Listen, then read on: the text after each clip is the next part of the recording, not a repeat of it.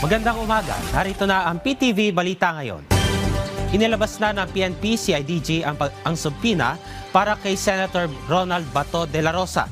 Ito ay may kinalaman sa investigasyon kaugnay sa war on drugs ng nagdaang administrasyon. Ang buong detalye sa report ni Ryan Lisiges. Ryan? Tama ka dyan, Gabi, nilabas na nga ng pulisya ang kopya ng subpoena para kay Senator Ronald Bato de la Rosa. Ang subpoena ay inilabas ng Philippine National Police Criminal Investigation and Detection Group or PNP-CIDG ay naglalaman ng langga ni CIDG Director Police Major General Robert Morica II kung saan pinapaharap si De La Rosa sa Major Crimes Investigation Unit ng CIDG dito sa Campo Crame sa Huwebes, May 14. Kasi para magsumite ng sworn affidavit at mga dokumento at upang makapagbigay ng mga impormasyon kaugnay ng umano'y extrajudicial killings na naganap noong kasagsagan ng war on drugs sa ilalim ng administrasyon ni dating Pangulong Rodrigo Duterte. Nitong linggo, May 10, ipinagutos ni DILG Secretary John Cremulio sa PNP na muling imbestigahan ang umano'y extrajudicial killings ng City Director at Regional Director pa si Senator Bato sa Davao. Habang mamaya ay magkakaroon ng press conference dito sa Campo Crame para hihingi tayo ng update kaugnay doon sa pagsisilbi ng subpoena para kay Senator De La Rosa. Maraming salamat, Ryan Lisiges.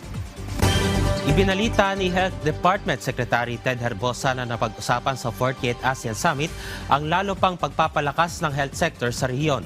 Ayon kay Herbosa, nabanggit ni Pangulong Ferdinand R. Marcos Jr. sa kanyang talumpati ang pinahigting na ugnayan ng mga bansa sa ASEAN para sa paggawa ng mga bakuna at gamot laban sa iba't ibang uri ng sakit. Giit ni Herbosa, kapag ito'y naisakatuparan sa ASEAN, mapapadali na ang proseso at pag-aproba sa mga gamot o medisina mula sa ibang bansa patungo sa Pilipinas. Dahil dito, mas mapapabilis ang pagtugon ng Pilipinas sa mga posibleng malalang sakit na dumating gaya ng nooy COVID-19. So ito importante yung mga access sa medisina, no? Yung mga pag-approve ng mga mahabang approval process sa ating FDA, mapapadali natin yan sapagkat pag sa ASEAN napatupad na yung agreement, pag doon sa bansang Singapore, Malaysia, pwede na ibenta yung mga gamot dito ng hindi maghihintay ng masyadong matagal na registro at pag-aaral ng ating FDA. So, magkakaroon tayo ng access sa gamot, bakuna at mga medical equipment.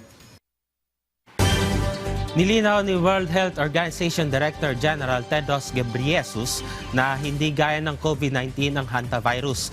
Ito ang iginiit niya sa mga residente ng Tenerife sa Spain hinggil sa pagdating ng barko sa kanilang lugar. Ayon kay Tedros, isang strain ng hantavirus ang tumama sa ilang sakay ng HMV Hondius at 3 dito ang namatay. Sa ngayon, walang mga pasaherong nagpapakita ng sintomas ng sakit. Mayroon na ding mga eksperto mula sa WHO na nasa barko para maghatid ng serbisyong medikal. Panawagan ni Tedros sa publiko na mag-ingat, palaging alagaan ang sarili at magtiwala sa kanilang ahensya para malabanan ang sakit na ito. Nag-inspeksyon ng Department of Public Works and Highways, katuwang ang Department of Transportation at Department of Environment and Natural Resources sa Navotas Sanitary Landfill. Matapos i-anunsyo ni Pangulong Ferdinand R. Marcos Jr. na tuluyan na ngang naapula ang sunog sa abandonadong landfill na tumagal ng halos 1 buwan. Ang detalye sa report ni GM Thompson. GM.